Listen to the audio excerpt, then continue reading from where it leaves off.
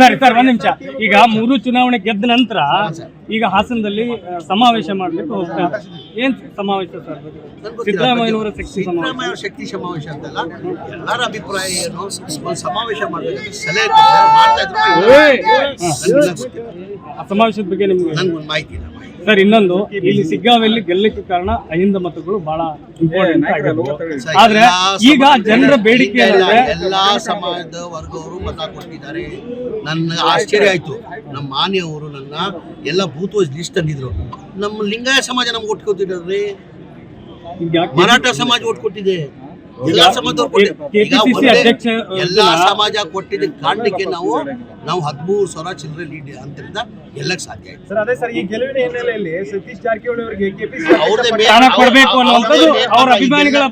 ಗೆಲ್ಲಕ್ಕೆ ಕಾರಣ ಅಂದ್ರೆ 2 ತಿಂಗಳಿಂದ ನಮ್ಮ ಸಹಕಾರಗಳಿಗೆ ಸತೀಶ್ ಸಾಹೇಬ್ರಿಗೆ ನಾವು ಸಹಕಾರಗಳು ಅಂತೀವಿ. 2 ತಿಂಗಳಿಂದ ಅವ್ರು ಇಲ್ಲಿ ಕೂತ್ಕೊಂಡು ಅವ್ರನ್ನ ಒಂದು ಟೀಮ್ ಆಗಿಬಿಟ್ಟು ಅವ್ರು ಕೆಲಸ ಮಾಡಿದ ಕಾರಣಕ್ಕೆ ಇವತ್ತು ನಮ್ಗೆ ಗೆಲ್ಲಕ್ಕೆ ಸಾಧ್ಯ ಆಯ್ತು. ಅವರ ಅಭಿಮಾನಿಗಳು ಮತ್ತು ಅವ್ರ ಸಮಾಜದವರು ಒತ್ತಾಯ ಅಂದ್ರೆ ಅಧ್ಯಕ್ಷ ಗಾದಿ ಕೊಡಬೇಕು, ಅನ್ಯಾಯ ಆಗಿದೆ ಅನ್ನುವಂತ ಮಾತುಗಳನ್ನು ಹೇಳ್ತಿದ್ದಾರೆ. ಇದನ್ನ ನೀವು ಯಾವ ರೀತಿ ನಿಮ್ಮ ಎಲ್ಲಾರ್ದು ಅಭಿಪ್ರಾಯ ಇರ್ತದೆ. ಅವ್ರ ಅದಕ್ಕೆ ಕೇಪಬಿಲಿಟಿ ಇದೆ, ಸತೀಶ್ ಅವ್ರ ಕೇಪಬಿಲಿಟಿ ಇದೆ. ಈಗ ತೀರ್ಮಾನ ಮಾಡೋರು ಯಾರು? ನಾನು ನೀವು ಮಾನ್ಯ ಮಾಡಕ್ಕಾಗ್ತದ? ಯಾಸಿರ್ ಖಾನ್ ಪಠಾಣ್ ಮಾಡಕ್ಕಾಗ್ತದ? ಖಾದ್ರಿ ಮಾಡಕ್ಕಾಗ್ತದ?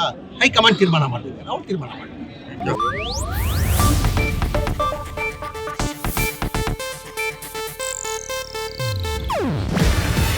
ಇದು ಏಷ್ಯಾನೆಟ್ ನ್ಯೂಸ್ ನೆಟ್ವರ್ಕ್ ಪ್ರಸ್ತುತಿ.